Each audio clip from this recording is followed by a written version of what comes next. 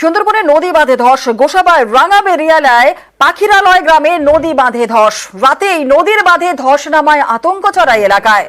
আর দ্রুত বাঁধ মেরামতিতে গ্রামবাসীরা হাত লাগান। দেখছেন সেই ছবি, সুন্দরবনের নদী বাঁধে ধস। গোসাবার রাঙাবেলিয়ার পাখিরালয় গ্রামে নদীর বাঁধে ধস।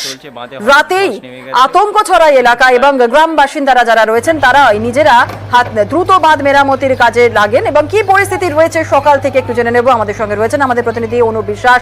অনুপ, রাতেই নদী বাঁধে ধস, এলাকার বাসিন্দারা কি বলছেন, কি পরিস্থিতি এখন রয়েছে?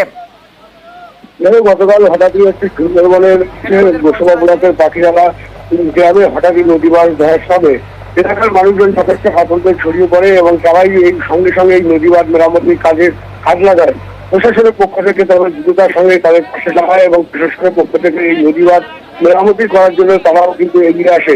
এরপরে কিন্তু যথেষ্ট আতঙ্ক ছড়িয়ে পড়ে, কারণ দেখো নদী বাঁধ ভেঙে গত কয়েকদিন আগে কিন্তু সবাই কিন্তু জল ঢুকে গিয়েছিল গ্রামে এবং গতকালের রাতেই আবার হঠাৎ নদী বাঁধ ধসে যাওয়ায় আতঙ্ক ছড়িয়ে পড়ে। কারণ এই যে নদী বাঁধের জল যদি ঢুকে যায় তাহলে তো কৃষি জমি থেকে শুরু করে মাছ ক্ষয়ক্ষতি হবে, এমনকি বাড়ির ভিতরে ক্ষয়ক্ষতি হবে।